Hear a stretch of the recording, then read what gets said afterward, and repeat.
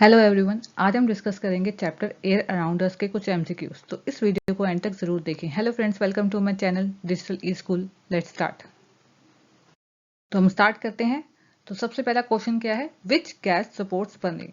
ऐसी कौन सी गैस है जो बर्निंग को सपोर्ट करती है? ऑप्शंस देखते हैं। A nitrogen, B carbon dioxide, C oxygen, D hydrogen. अब इनमें से कौन सी गैस है जो सपोर्ट करती है बर्निंग को? आप पॉज करके थोड़ा सा सोचिए, उसके बाद इसका जवाब दीजिए।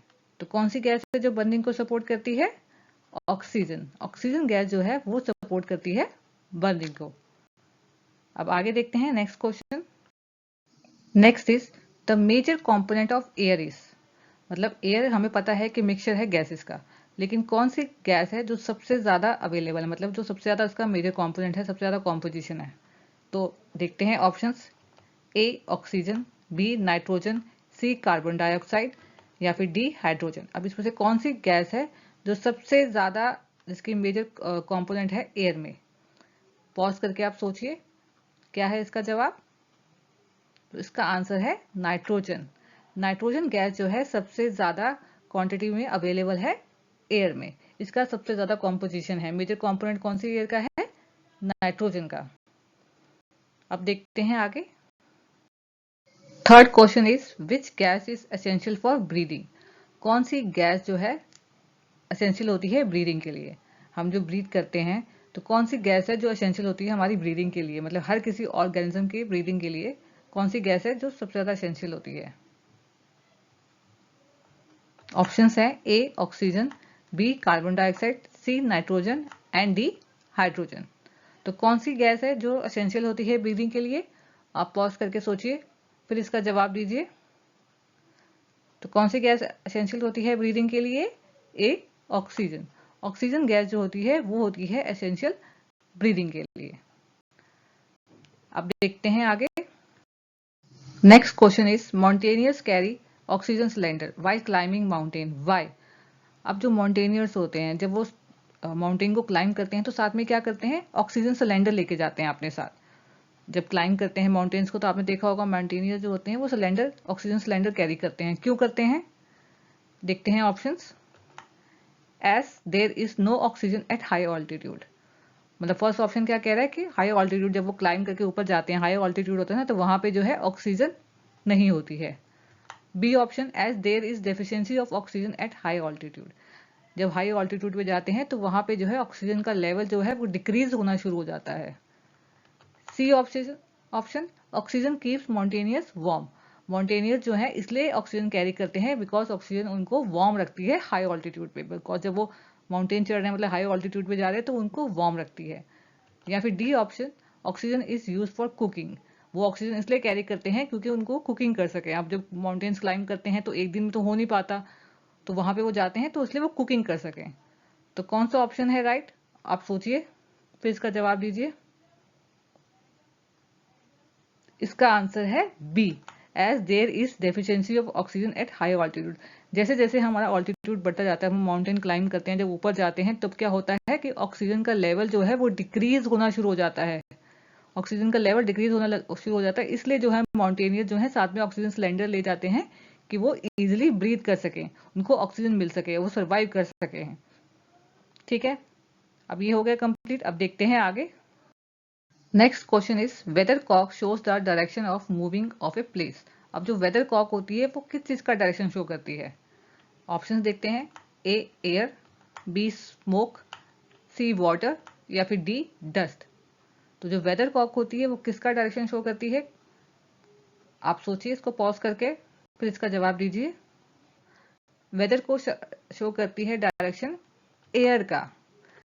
ए ऑप्शन, एयर का जो है वो डायरेक्शन शो करती है वेदर कॉक।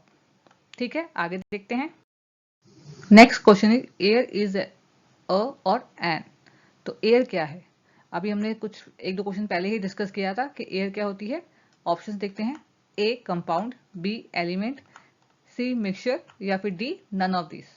तो एयर क्या है? आप पॉज करके सोचिए, फिर इसका जवाब दीजिए।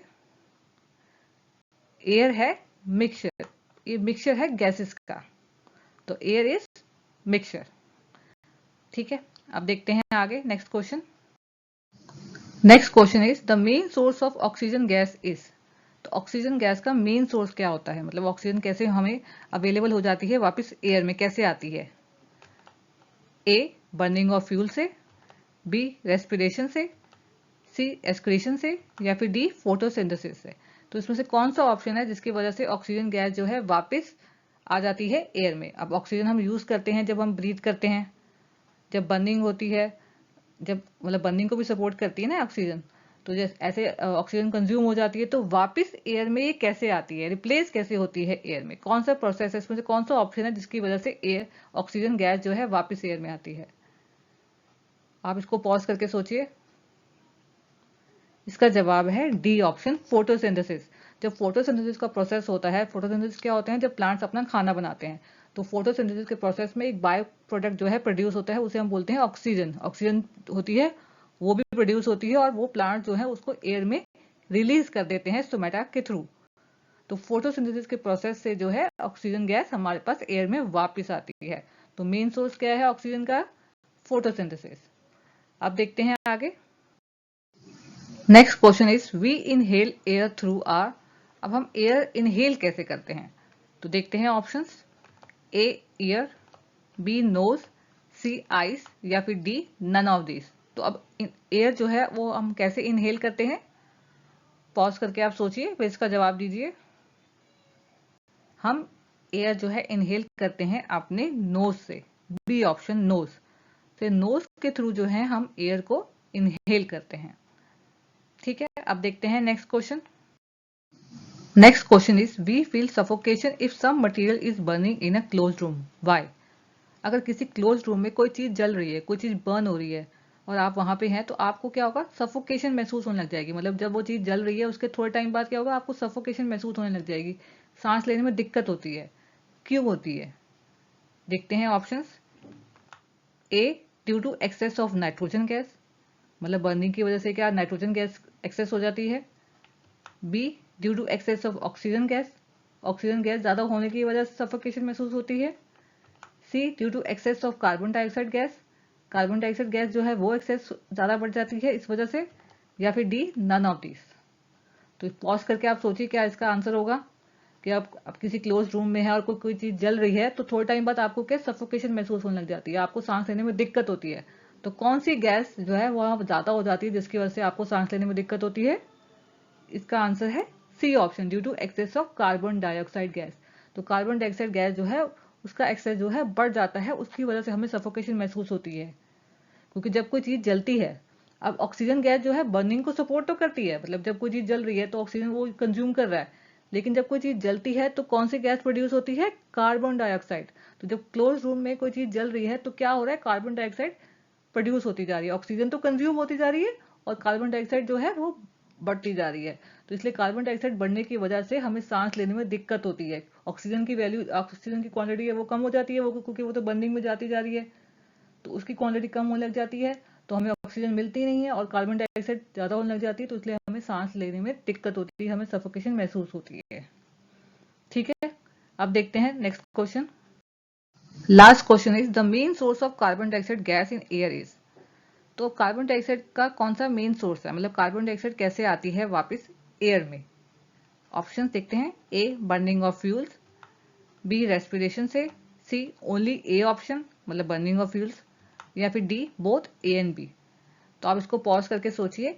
मतलब कार्बन डाइऑक्साइड गैस जो है अब एयर में, अब जब फोटोसिंथेसिस का प्रोसेस होता है उसमें हमें ये पता है कि ऑक्सीजन गैस जो है बाय प्रोडक्ट प्रोड्यूस होती है और जो प्लांट्स को रिलीज कर देते हैं, लेकिन फोटोसिंथेसिस प्रोसेस टेक प्लेस करने के लिए भी एक गैस यूज होती है, कौन सी? Carbon dioxide. प्लांट जो है कार्बन डाइऑक्साइड लेते हैं फोटोसिंथेसिस का प्रोसेस को टेक प्लेस करने के लिए। तो इस तरह से जो है वो कार्बन डाइऑक्साइड यूज हो रही है, तो वो वापस एयर में कैसे आती है? वो आती है by option D both A and B. मतलब जब बर्निंग ऑफ फ्यूल्स, मैंने अभी लास्ट क्वेश्चन में आपको बताया, जब कोई चीज जलती है तो क्या होता है? कार्बन डाइऑक्साइड प्रोड्यूस होती है। मतलब जब फ्यूल्स जलते हैं तब क्या होता है? कार्बन डाइऑक्साइड प्रोड्यूस होती है, तो ऐसे एयर में वापस आती है। और रेस्पिरेशन से भी कार्बन डाइऑक्साइड एयर में वापस जाती है। जब हम ऑक्सीजन लेते हैं तब हम कार्बन डाइऑक्साइड रिलीज करते हैं। ब्रीथ करने के लिए हम वो तो लेते हैं ऑक्सीजन, लेकिन कार्बन डाइऑक्साइड को रिलीज करते हैं। तो इस तरह से जो है कार्बन डाइऑक्साइड एयर में वापस आ जाती है। ठीक है, तो यहाँ पे हमारे कंप्लीट हो गए। अगर आपको किसी क्वेश्चन में कोई डाउट हो तो मुझे कमेंट सेक्शन में ज़रूर बताएं। अगर आपको साइंस और मैथ्स के रिलेटेड वीडियोस देखनी हो तो आप मेरे चैनल के प्लेलिस्ट में जाके देख सकते हैं। और अगर आपने मेरा चैनल अभी तक सब्सक्राइब नहीं किया है तो प्लीज़ मेरे चैनल को सब्सक्राइब कर लीजिए। और अगर आपको मेरी वीडियोस पसंद आए तो अपनी फैमिली और फ्रेंड्स के साथ शेयर करें। Thank you.